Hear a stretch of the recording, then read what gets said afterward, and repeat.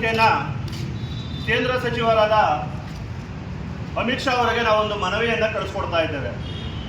ಕಾರಣ ಏನು ಅಂತ ಹೇಳಿದ್ರೆ, ನಿನ್ನೆ ಪ್ರವಾಸಕ್ಕೆ ಕಾಶ್ಮೀರಕ್ಕೆ ತೆರಳಿದಂತಹ ಪ್ರವಾಸಿಗರ ಮೇಲೆ ಮುಸ್ಲಿಂ ಮತಾಂಧರು, ಜಿಹಾದಿಗಳು ಗುಂಡಿನ ದಾಳಿಯನ್ನು ನಡೆಸ್ತಾರೆ. ಅವರು ಕೇವಲ ಗುಂಡಿನ ದಾಳಿಯನ್ನು ನಡೆಸಿದ್ರೆ ಇವತ್ತು ಯಾವುದೇ ಹಿಂದೂ ಬಾಂಧವರು ಇದನ್ನ ವಿರೋಧಿಸ್ತಕ್ಕಂಥ ಪ್ರಮೇಯ ಬರ್ತಿರ್ಲಿಲ್ವೇನೋ.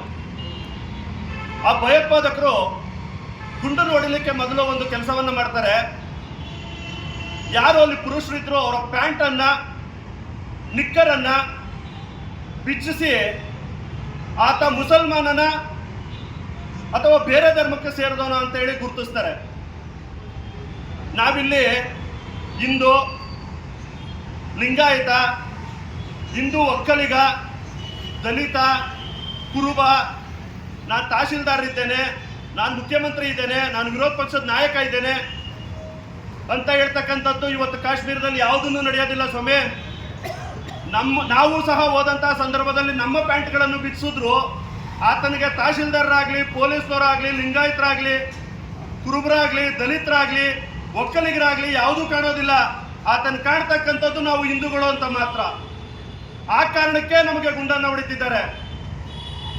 ಈ ಮತಾಂಧ ಮುಸಲ್ಮಾನರನ್ನ ಕೇಂದ್ರ ಸರ್ಕಾರ ಮಟ್ಟ ಹಾಕ್ಲಿಕ್ಕೆ ಆಗೋದಿಲ್ಲ.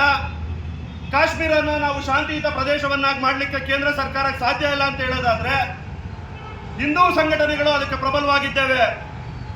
ಪಶ್ಚಿಮ ಬಂಗಾಳಕ್ಕೆ ಬಜರಂಗ ದಳ ಹೇಗೆ ಕಳೆದ ವಾರ ನುಗ್ಗಿತ್ತೋ ಅದೇ ರೀತಿ ಶ್ರೀರಾಮ ಸೇನೆ ಕಾಶ್ಮೀರಕ್ಕೆ ಕೇಂದ್ರ ಸರ್ಕಾರಕ್ಕೆ ತಮ್ಮ ಕೈಲಿ ಹತೋಟಿಗೆ ತರಲಿಕ್ಕಾಗಲಿಲ್ಲ ಅನ್ನೋದಾದ್ರೆ ಶ್ರೀರಾಮ ಸೇನೆ ನುಗ್ತೇವೆ ಅಂತೇಳಿ ಎಚ್ಚರಿಕೆ ಕೊಡ್ತಾ ಇದ್ದೇವೆ.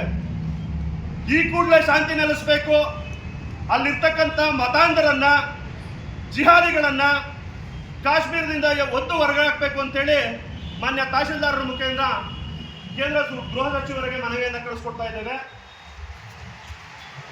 ಸರ್, ಗೌರವಯುತವಾಗಿ ಇದು ಕೇಂದ್ರ ಸರ್ಕಾರಕ್ಕೆ ತಲುಪಬೇಕು ಹಾಗೂ ನಮಗಿದು ಬರಹ ಸಹ ತಲುಪಬೇಕು.